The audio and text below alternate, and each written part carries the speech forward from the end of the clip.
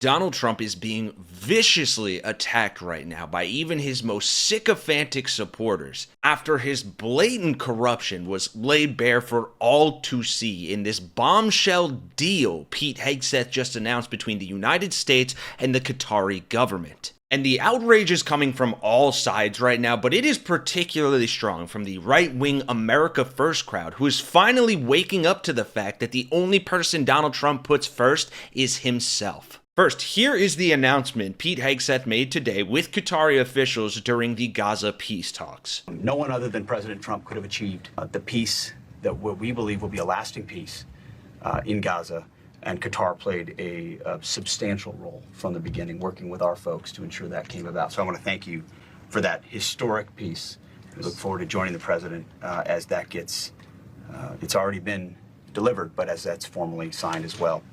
And I'm also proud that today we're signing a letter of acceptance to build a Qatari Emery Air Force facility at the Mountain Home Air Base in Idaho. The location will be host a contingent of Qatari F-15s and pilots to enhance our combined training, increase lethality, interoperability. It's just another example of our partnership. And I hope you know, Your Excellency, that you can count on us. And the move instantly sent shockwaves across political circles and MAGA world, prompting fears that hosting a foreign military installation could create intelligence and security risks, as Qatar maintains close ties with countries like Iran and Turkey. And the widespread condemnation was swifter than a $400 million jet. Mehdi Hassan of Zateo News writing, "For years, MAGA and the pro-Israel folks attacked me for working for Al Jazeera, funded by Qatar. Now their hero is building a Trump golf course in Qatar, accepting a plane gift from Qatar, and even allowing Qatar to build an Air Force base in the US. Oh, the irony." On the MAGA right, the attacks were even more vicious, and expectedly so, with a twinge of racism. Laura Loomer, the president's biggest sycophant and MAGA mouthpiece, wrote, "Never thought I'd see Republicans give terror-financing Muslims from Qatar a military base on U.S. soil so they can murder Americans. I don't think I'll be voting in 2026. I cannot in good conscience make any excuses for the harboring of jihadis. This is where I draw the line," with Loomer including this damning link of video of Trump from 2017 saying this. "The nation of Qatar, unfortunately, has historically been a funder of terrorism at a very high level. So we had a decision to make. Do we take the easy road, or do we finally take a hard but necessary action? We have to stop the funding of terrorism." And that is just the tip of the outrage iceberg that I'll show you more of in a minute. But first, for any disaffected maggots who may have stumbled on this video, which if you're watching, you can help them find by dropping a like and subscribing, let's quickly rehash why this is such a blatant betrayal of this country and its people. I want the war in Gaza to end as well, but believing that this is solely about peace talk deals there is very easily disprovable. That base will be located 50 miles from the capital of Boise, Idaho, but it is not the only dubious arrangement the Trump administration has made with Qatar. Trump administration is preparing to accept a super luxury Boeing jumbo jet from the royal family of Qatar. So let's talk quickly about that plane, as well as where that plane is going, Trump's presidential library, with help from two of my favorite political satirists. It's known as the most luxurious private jet in the world, described as a flying palace. It features the biggest master bedroom in the sky, as well as some very plush living quarters and several private offices. Some of the 9 bathrooms on board have full showers and even a bidet. Holy crap! That is not a plane. That is a flying palace. But hey, it's a jet from Qatar. We can trust them. They're not suspect like Canada or working to undermine us like all of our other democratic allies in Europe. Qatar is considered an American ally, but it is also an ally of Iran and China and even Hamas. That luxury jumbo jet, which has a value estimated at $400 million, the aircraft would be used by President Trump as a new Air Force One and then transferred to the Trump Presidential Library Foundation shortly before he leaves office.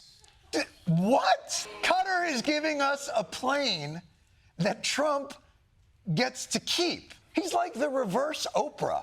I get a jet.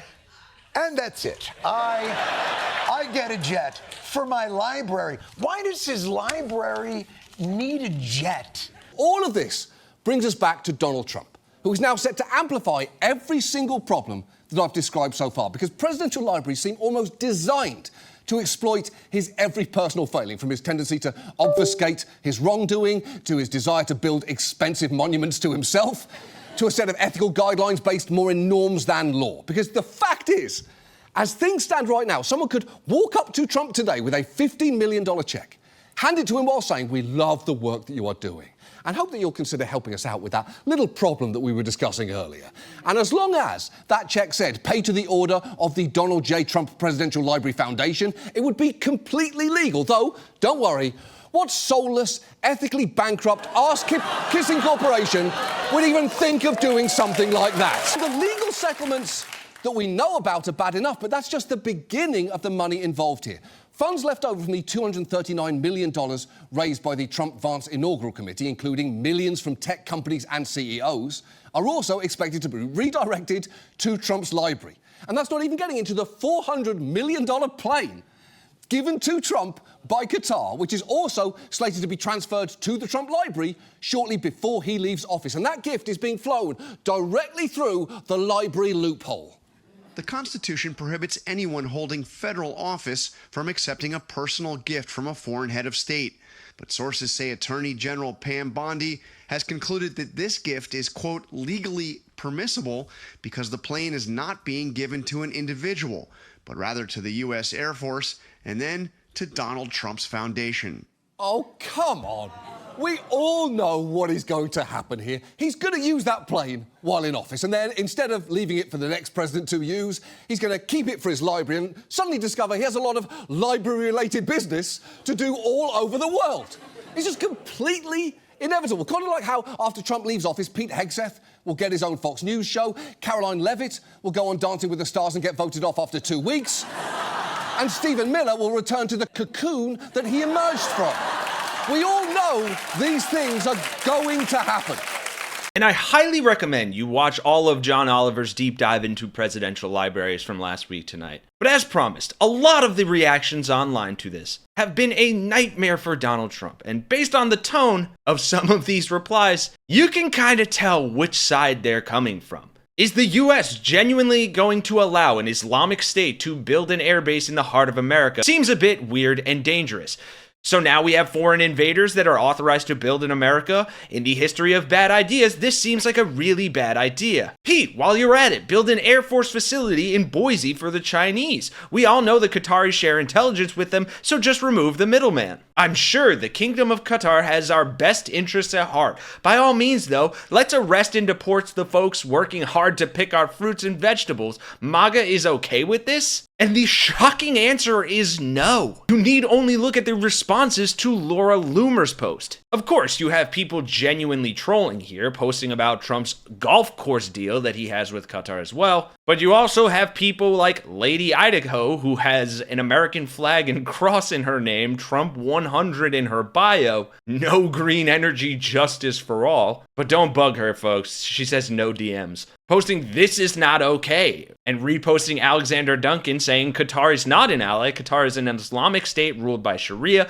Qatar has the same ultimate objective as the rest of Islam, to conquer the entire world until it's all one Islamic state caliphate ruled by Sharia. And the whole thread is just a mix of that and brutal MAGA trolling. That's what I voted for. You think the plane was free? MAGA getting awarded the Fell For It Again award. Diss you? Magic 8 Ball? Am I stupid? Holy shit, even Looney Loomer has stopped sucking off Trump. And even the small amount of people who are defending this, saying that it is just a training facility and not an actual military base, of which there are no foreign military bases on US soil, those people are missing the point entirely. As Midas Touch rightfully pointed out, this is not a coincidence. You just saw all of the evidence. Your pedo president is selling your country out to the highest bidder while simultaneously stealing your healthcare, putting your families at life or death risk, and shutting down the government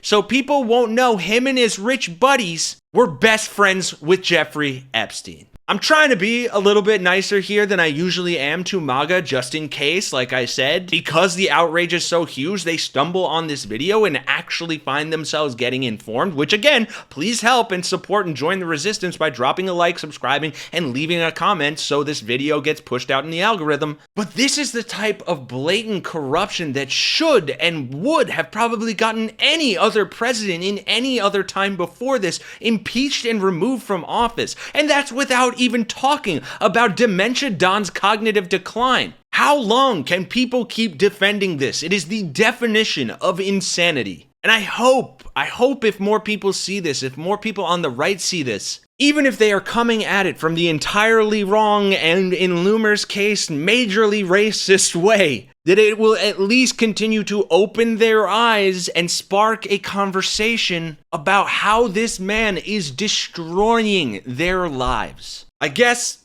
one can hope, right? Thanks for watching, folks. For Really American, I'm Kenny Hesse. I'll see you guys in the next one.